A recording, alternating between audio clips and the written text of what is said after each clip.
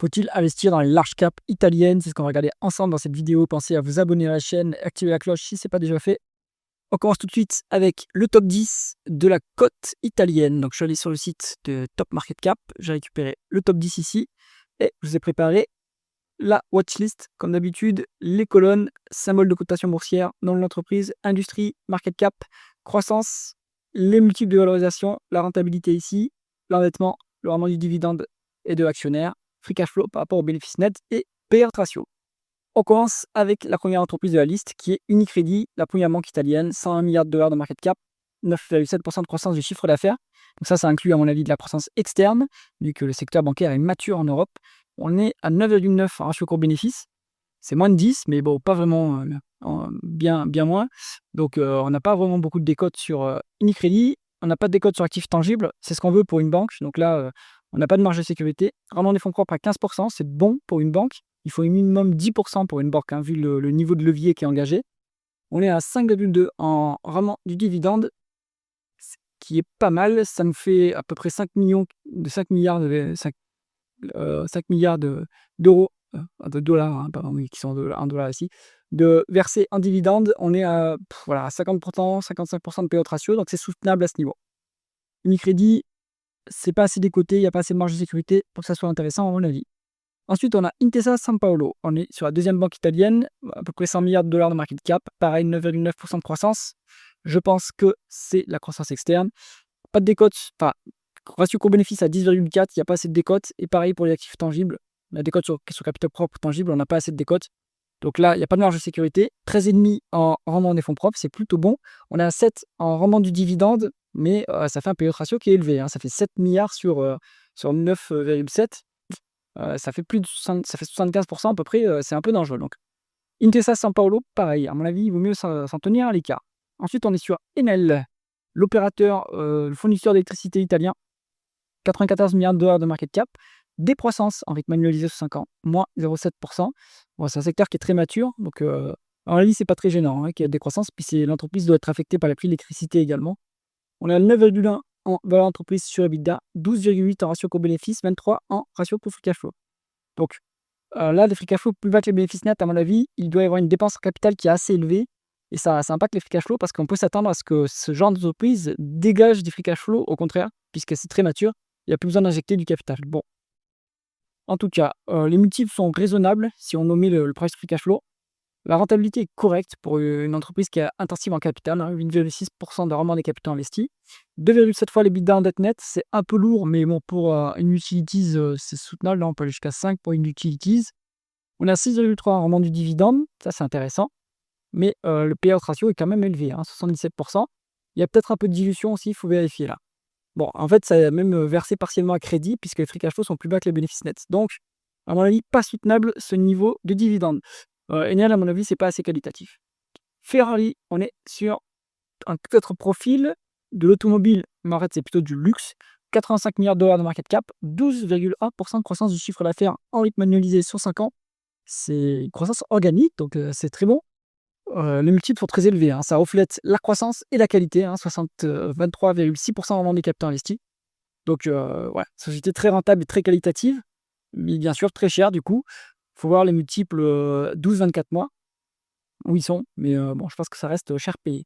0,6 fois le bilan dette net, donc le bilan est presque clean, pas de souci là-dessus. 0,7% vraiment du dividende, c'est pas incroyable. 1,7% vraiment l'actionnaire, donc il y a des rachats d'actions. Il faut voir si elles sont annulées ces actions ou si elles sont distribuées aux salariés, au management. Bon, si elles sont annulées, c'est pas très rentable d'acheter des actions à ce niveau-là, puisque les multiples sont très élevés. Bon.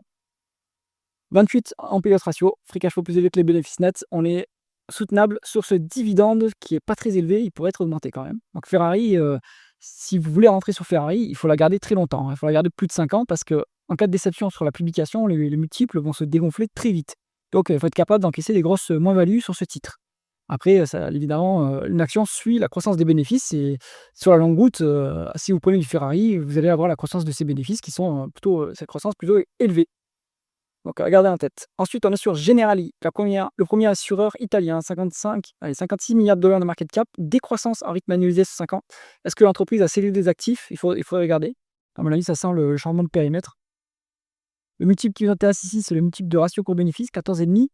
On veut être à moins de 10 sur une société financière parce que c'est un secteur très mature et assez risqué. Donc là, il y a pas assez de décote et pareil, il y a pas de décote sur actifs tangibles. Donc plutôt à l'écart de Generali, pour ces raisons. 13 a vraiment des fonds propres, c'est pas incroyable, hein, pour une assurance. On est, parce qu'il y a beaucoup de leviers qui est engagé, donc on peut s'attendre à avoir une meilleure rentabilité quand ça endette beaucoup, quoi. Bon, alors 4,5 en rendement du dividende, c'est pas exceptionnel pour une assurance et 5,1 en rendement de l'actionnaire. Il faut voir si ces actions sont annulées, mais en tout cas, il y a des rachats d'actions. Payout ratio 53, enfin bénéfice net, bon, le payout ratio est pas trop élevé, c'est soutenable à ce niveau-là. Eni, on va dire l'opérateur du gaz du pétrole verticalement intégré italien. Le seul bémol que je vois sur Eni, c'est qu'il y a l'État au capital. Autrement, les métriques sont bien, hein, on va voir ça. Donc 44 milliards de dollars de market cap, 5,1% de croissance du chiffre d'affaires en rythme annualisé sur 5 ans. Donc là, je pense qu'il y a un effet de prix aussi, hein, parce que peut-être qu'il y a aussi de la croissance en volume et de la croissance externe, il faut vérifier. Mais le secteur pétrolier et gazier est quand même très mature, donc la croissance organique est plus faible que cela. Les multiples de flux sont bas, hein, 3,9 en valeur entreprise sur EBITDA, c'est pas cher payé du tout. Le ratio coût-bénéfice est à 18, mais c'est plutôt une société qui dégage du flux. Donc ce qui nous intéresse, c'est le price free cash flow, il est à 7,2. Donc c'est complètement décoté. Ça, c'est intéressant. Il y a même 10% de décote sur actifs tangibles. Donc Eni, c'est pas si mal en termes de valorisation. 1,1 fois. Alors d'abord, le rendement des capitaux investis, 2,6%, pas exceptionnel, hein. C'est aussi pour ça que c'est décoté, hein. La rentabilité est plutôt médiocre, hein, d'ailleurs. Mais je pense que c'est temporaire et qu'ils sont en train de. C'est plutôt un bas de cycle en fait. Donc ils sont en train de se rétablir. C'est d'ailleurs pour ça qu'on a des décotes sur capitaux propres et les capitaux propres tangibles. C'est à cause de cette faible rentabilité. Donc si ça se retourne, eh ben, les multiples peuvent se redresser. On continue. Alors 1,1 fois les bidas en dette nette. Donc c'est bien, c'est soutenable. 8% de rendement du dividende. Donc, intéressant à ce niveau. 7,8% de rendement actionnaire. Donc c'est assez proche. Pas trop de dilution potentielle. Alors 124% de rendement de payout ratio, mais de free cash flow au triple de bénéfice net. En fait, ce dividende est complètement soutenable en réalité. Donc Eni, c'est pas si mal, hein, en fait. Maintenant, l'État au capital, quoi. Leonardo, donc l'acteur de défense italienne, on est sur italien plutôt, pardon. On est sur 35 milliards de dollars de market cap, 5,2% de croissance du chiffre d'affaires en rythme annualisé sur 5 ans. Croissance intéressante et croissance est surtout devant l'entreprise, hein, puisque il y a les dépenses d'armement en Europe et évidemment, Leonardo remplit son carnet de commandes. Donc il y a la croissance à venir et d'ailleurs le multiple reflète cela. On est à 17 en valeur entreprise sur EBITDA, on est à 46 en ratio coût free cash flow, on est à 35 en ratio coût-bénéfice si on fait le calcul. C'est quand même cher payé, hein. Je pense que le marché est allé trop loin sur Leonardo comme sur tous les acteurs de défense en Europe, sauf peut-être Indra Sisteras, qui n'est pas trop cher en Espagne. Regardez si ça m'intéresse. 7,8% de rendement des capitaux investis, correct pour une société qui est capital intensive.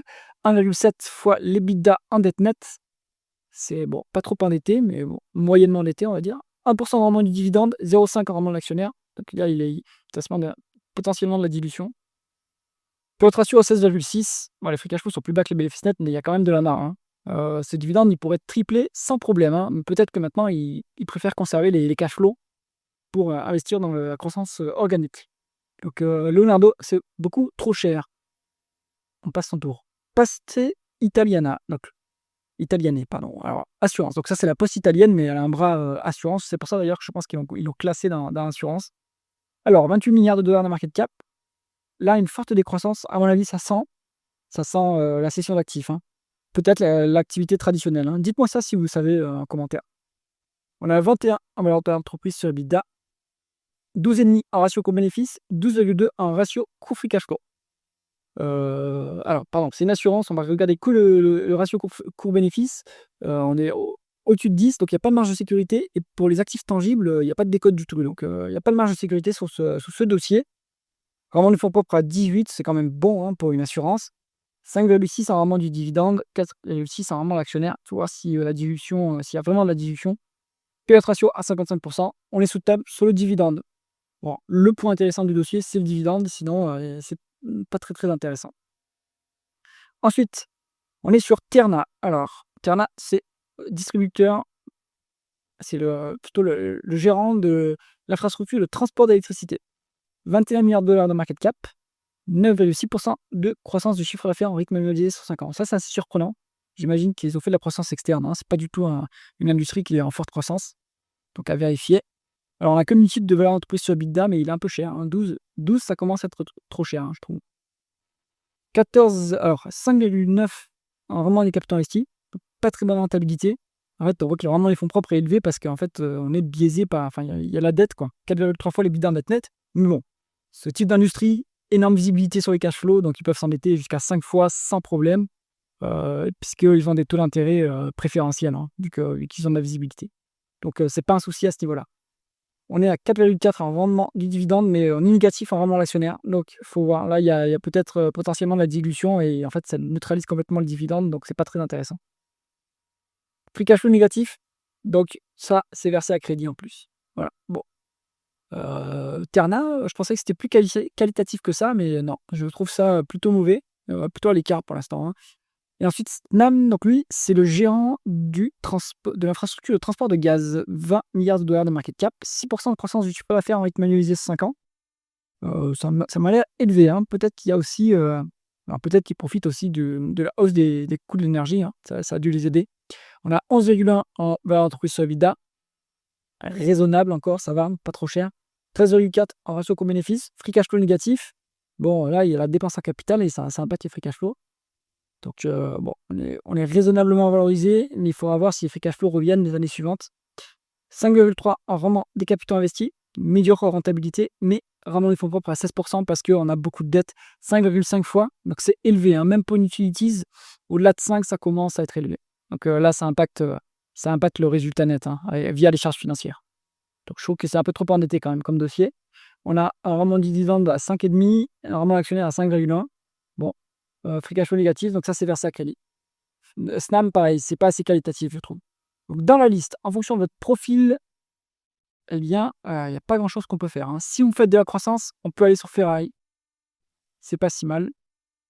Si vous faites de la value, vous pouvez aller sur Eni, en sachant qu'il y a le gouvernement au capital. Ce sont les 2 dossiers que je garderai dans le top 10 de la cote italienne. J'espère que cette vidéo vous a intéressé. Si c'est le cas, mettez un pouce vers le haut et pensez à vous abonner à la chaîne. À bientôt.